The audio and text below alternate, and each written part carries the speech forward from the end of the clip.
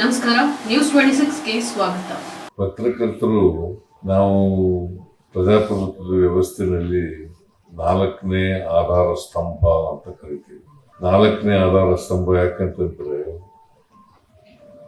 ಅವರು ಜನರಿಗೆ ಸರಿಯಾದಂತ ಸತ್ಯವಾದಂತ ಮಾಹಿತಿಯನ್ನು ಒದಗಿಸ್ಕೊಡ್ತಾರೆ ಅನ್ನೋ ಕಾರಣಕ್ಕೋಸ್ಕರ ಯಾವುದೇ ಕಾರಣಕ್ಕೆ ಸತ್ಯ ಅಲ್ಲದೇನೆ ಅಸತ್ಯವನ್ನ ಹೇಳಬಾರದು.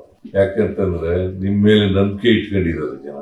ಪತ್ರಕರ್ತರು ಸುಳ್ಳು ಸುದ್ದಿ ಮಾಡಲ್ಲ ಅಂತೇಳಿ ನಿಮ್ಮ ಮೇಲೆ ನಂಬಿಕೆ ಇಟ್ಕೊಂಡಿದ್ದಾರೆ. ಅವ್ರ ಕಷ್ಟ ಬಂದಾಗ ನಿಮ್ ಕಡೆನೆ ನೋಡೋದು. ಅದರಿಂದ ಸಾಧ್ಯವಾದಷ್ಟು ಮಟ್ಟಿಗೆ ಸತ್ಯವನ್ನ ಜನರ ಮುಂದೆ ಇಡ್ತಕ್ಕಂಥ ಪ್ರಯತ್ನವನ್ನ ಮಾಡಬೇಕು. ಆಮೇಲೆ ಈಗ ಊಹಾಪೋಹದ ಸುದ್ದಿ ಪ್ರಾರಂಭ ಆಗ್ತದೆ. ಇವರೇ ಊಹಿಸ್ಕೊಳ್ಳೋದು ಹಿಂಗಾಗಿರಬಹುದು. ಆಮೇಲೆ ನಾನು ಇತ್ತೀಚಿನ ವರ್ಷಗಳಲ್ಲಿ ನೋಡ್ತಾ ಇದ್ದೀನಿ, ಅವ್ರು ಹಿಂಗೆ ಹೇಳಿದಾರೆ, ನೀವೇನು ಹೇಳ್ತೀರಿ ಕೇಳೋದು ಸಾಮಾನ್ಯವಾಗ್ಬಿಡೋದು ಇದು. ನಾನು ಅದಕ್ಕೆ ಅನೇಕ ಸಾರಿ ಪತ್ರಕರ್ತರು ಭೇಟಿನೇ ಮಾಡಲ್ಲ. ನಾನು ಅವ್ರು ಹಿಂಗೆ ಹೇಳಿದ್ದಾರೆ, ನೀವೇನು ಹೇಳ್ತೀರಿ. ದಿಸ್ ಇಸ್ ನಾಟ್ ಪತ್ರಿಕೋದ್ಯಮದ ಧ್ಯೇಯ ಅಲ್ಲ ಇದು, ಗೊತ್ತಾಯ್ತಾ?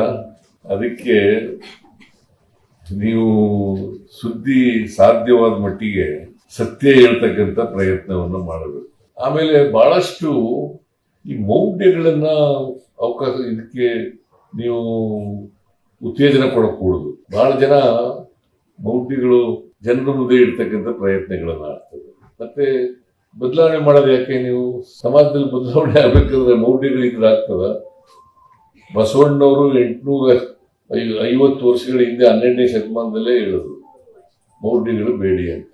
ಅವರು ಅದು ಹೇಳೋದೇ ಇಲ್ಲ. ಯಾವುದು ಹೇಳಬೇಕು ಜನರಿಗೆ ಅದನ್ನ ಹೇಳೋದೇ ಇಲ್ಲ. ಯಾವುದನ್ನು ಹೇಳಬಾರ್ದು ಅದನ್ನ ಹೇಳಕ್ ಶುರು ಮಾಡ್ಬಿಡ್ತಾರೆ. ಜನರ ಅಭಿರುಚಿನ ಏನೋ ಗೊತ್ತಿಲ್ಲ ನನಗೆ. ಆಮೇಲೆ ಸೆನ್ಸೇಷನ್ ಸುದ್ದಿ ಮಾಡೋದು, ಸೆನ್ಸೇಷನಲ್ ಸುದ್ದಿ. ಆ ಸೆನ್ಸೇಷನಲ್ ಸುದ್ದಿಯಿಂದ ಸಮಾಜಕ್ಕೆ ಅನುಕೂಲ ಆದ್ರೆ ಮಾಡಿ, ಸಮಾಜಕ್ಕೆ ಅನುಕೂಲ ಆಗದೆ ಹೋದ್ರೆ ಜನರಿಗೆ ಅನುಕೂಲ ಆಗದೆ ಮಾಡಕ್. ಬಟ್ ಎನಿವೇ ನೀವು ಫೋಟೋಗ್ರಾಫರ್ಸ್ ಅಲ್ವಾ, ಇದು ಫೋಟೋಗ್ರಾಫರ್ಸ್ ಅಸೋಸಿಯೇಷನ್. ಸುಮ್ಮನೆ ಜನರಲ್ ಆಗಿ ಹೇಳಿದೆ, ನೀವು ಪಾಪ ಫೋಟೋಗ್ರಾಫರ್ನ ಹಿಡಿದಿಡ್ತಕ್ಕಂಥವ್ರು. ಈ ನಿಮಗೂ ವರದಿಗಾರರಿಗೂ ಏನಪ್ಪ ವ್ಯತ್ಯಾಸ ಅಂತಂದ್ರೆ, ಅವರು ಪತ್ರಿಕೆ ಪೆನ್ ಉಪಯೋಗಿಸ್ತಾರೆ, ನೀವು ಕ್ಯಾಮ್ರಾ ಉಪಯೋಗಿಸ್ತೀರ, ಅಷ್ಟೇ ವ್ಯತ್ಯಾಸ. ಏನಂತ ಹೇಳ್ತಾರೆ ಸಾಮಾನ್ಯವಾಗಿ, ಒಂದು ನಮ್ಮ ನಾಣ್ಣುಡಿ ಇದೆ, ಒಂದು ಛಾಯಾಚಿತ್ರ 1000 ಪದಗಳಿಗೆ ಸಮ ಅಂತಕ್ಕಂಥ ಮಾತುಗಳನ್ನ ಹೇಳ್ತಾರೆ. ಅದರಿಂದ ನೀವು ಬಹಳ ಇಂಪಾರ್ಟೆಂಟು. ಅದನ್ನು ಮಾಡಿ